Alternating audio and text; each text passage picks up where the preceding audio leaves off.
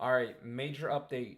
This is just what happened today on the 2nd of January 2025. We took a dub, and so that's going to be pretty much on the S&P. And this is something that we did a whole recap on the other day, posted on my channel. But today, this is a recap on what happened on the S&P this morning and also on how we took a dub. So let's go on my chart and let's break this down as in what my thought process was and also what can I expect for SPY to do within the next couple of days to run down or to run up. So let's go onto the chart and let's break this down.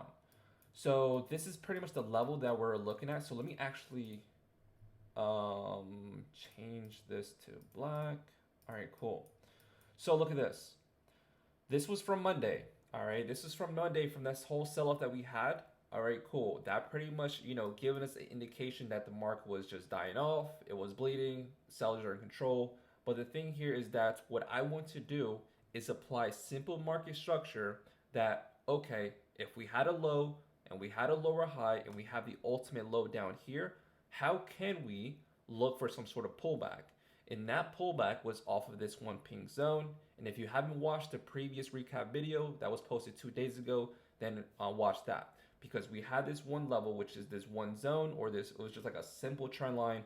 And what price just did this morning is price came up into it because we had like job claims, right? We had job claims. Price came up into that zone. And then what happened is that you can see that we had a major sell-off, right? So the thing here is like, let's go on to the lower time frame and let's break this down as in how do we go for puts? And if you look on the right hand side, how did I call out 585 puts on SPY and how it was up over $400 and it was even more along the way. But yeah, let's go on to these lower time frames. So let's go on to a 5 minute real quick. And there you go. All you have to do is just look at the pre-market levels. All right. And so you can see that this morning job claims pretty much push the price up into that one red zone, which is a line on the previous video recap. But all I need to do here is just see sellers, come in. And that's just what we saw this morning is sellers come in, push the price down, and that's where we're going for shorts. And so if I pretty much just see the market open, look at this. The market just dropped. And what do we have here on the left-hand side? We have a gap. Those gaps are also known as imbalances, and all it's just doing is just correcting the imbalances and so they can balance out the market. That's on how the market fluctuates. That's on how the market moves. But what I saw here is that, okay, we had a sell-off, all right, at the market opening, but how am I going to go for puts? Can I continue with the momentum or can I continue with some sort of like pullback, right? Or is that something that I have to see for me to enter? But on the live call that we did in the VIP team inside the Discord, we went for quick, puts. Even though that we went for quick puts, I told them that, okay, we're filling this gap, but we're also bouncing off some sort of demand zone, which is the green zone that you see here. And so if we go onto a 1 minute chart, this is just pretty much what I took. All right. So even though that this was like some sort of support level on, what was it, this morning, I said, okay, look for a break below this and then look for a retest.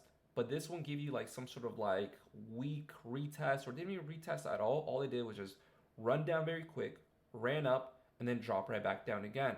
So I actually missed the entry right here at this level that broke again the second time.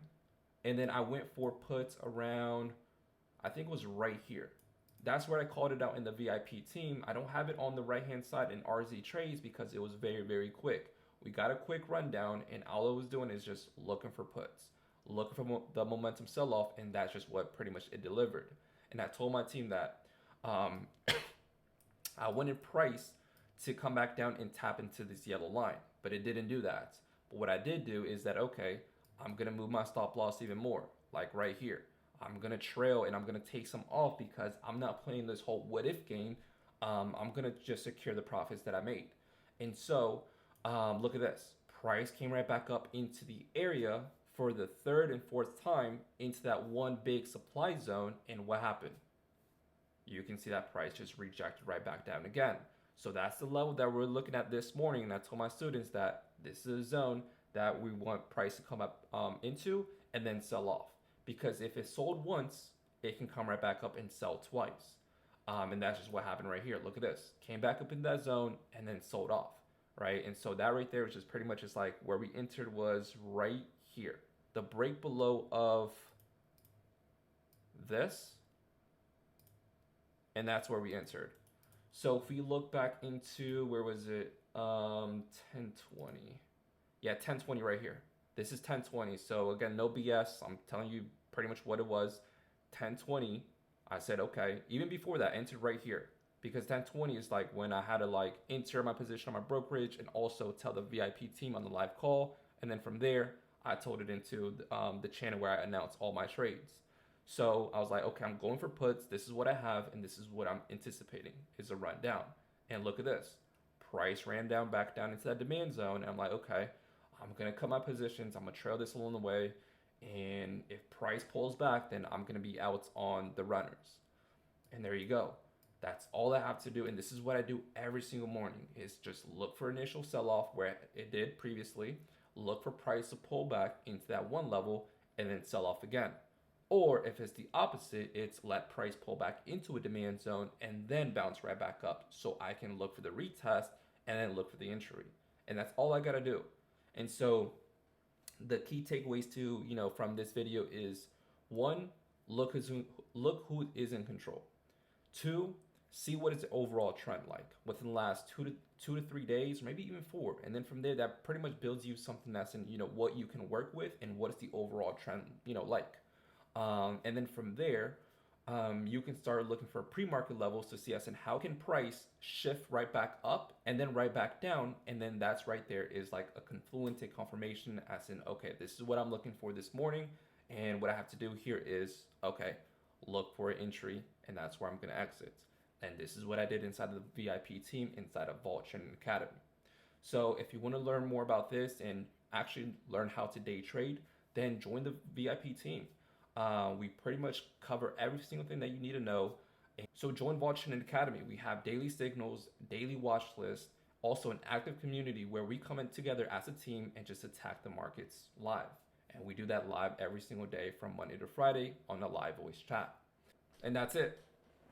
That's what we did, and that's what we're going to continue on doing. And let's see if we can kill it tomorrow again. But this is just what it is, and hopefully SPY continues going down. And that's pretty much what I want, because yesterday or on Tuesday we saw a sell-off, and today we saw a sell-off. So 2025 is coming off of right start.